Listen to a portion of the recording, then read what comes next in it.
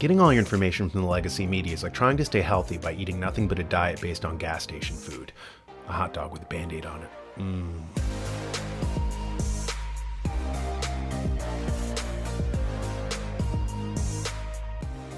Do conspiracies exist?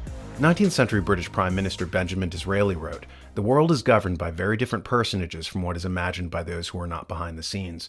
It's of a piece with Ralph Waldo Emerson's 1841 comment, "The farmer imagines power and place are fine things, but the president is paid dear for his White House. It has commonly cost him all his peace, and the best of his manly attributes. To preserve for so short a time a conspicuous appearance before the world, he is content to eat dust before the real masters who stand erect behind the throne." These two quotes go well with Adam Smith's 1776 remark, "We rarely hear, it has been said, of the combinations of masters, though frequently of those of workmen.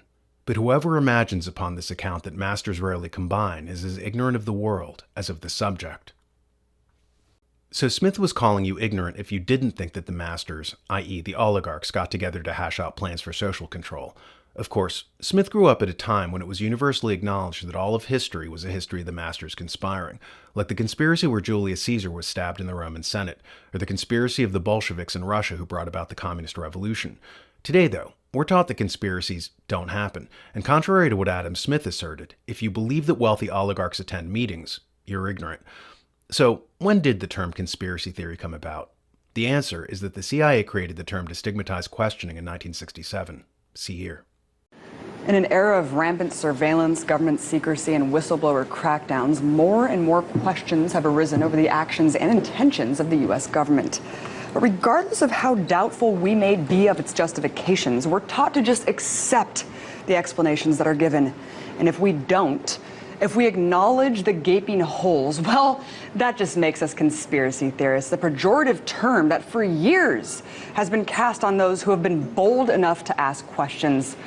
So how did we get to a place where truth seekers are now conspiracy theorists? And what damage does it do to the pursuit of truth?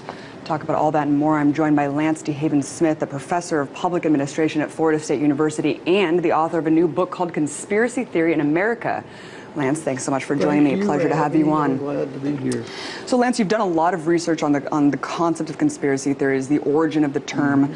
Talk about the history of when this became a tool used to discredit legitimate questioning. It happened after the Warren Commission report was criticized for the lone gunman theory, and people were saying that they didn't believe that. And the CIA started a propaganda campaign, a global propaganda campaign, to label these people conspiracy theorists and to ridicule them and say that they were just doing it to make money, or they were in love with their own theories, or they were under the control of communist propagandists.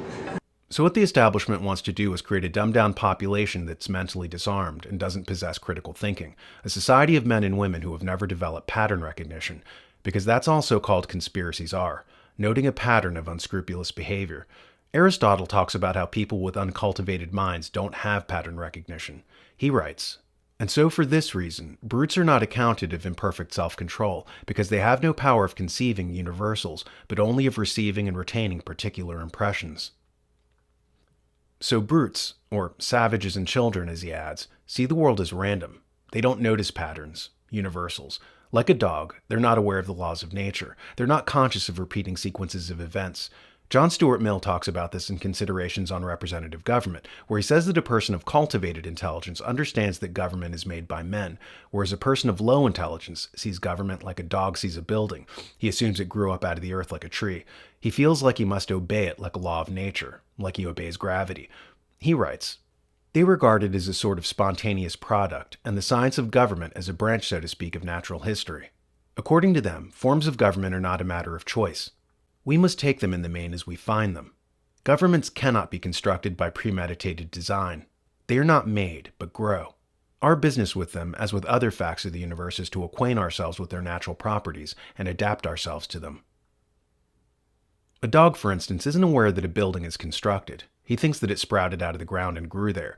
Likewise, ignorant people assume that government isn't something made by men and that it's a law of nature which must be blindly obeyed. And this is just as the oligarchs want it. Slave thinking, where the masters have big picture thinking and where the serf class has the narrow view of a horse with blinders on. The leadership class is aware of universals, whereas the servant class is only aware of particulars. For them, life is random, out of context, and patterns are an illusion of human cognition. You see operatives of the elite dispatched all the time, telling people not to believe their lying eyes. If you notice a pattern, they say it's just an illusion, like pareidolia. It's just like spotting faces in the clouds, they tell us. In the book The Cybernetic Brain by Andrew Pickering, he says that the very first thing that artificial intelligence experts did in creating AI computers is program in pattern recognition. It's one of the foundational pillars of intelligence. But you're told the opposite, that true intelligence is seeing the world as a random place, the universe is haphazard, and history is arbitrary. But think about it. Science is based on pattern recognition. We talk all the time about replication in science. If a phenomenon can be replicated, we say that it has been proven. Well, what is replication?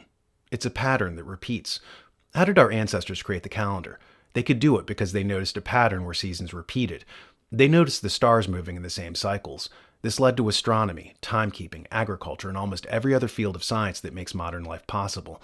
You know who doesn't have pattern recognition?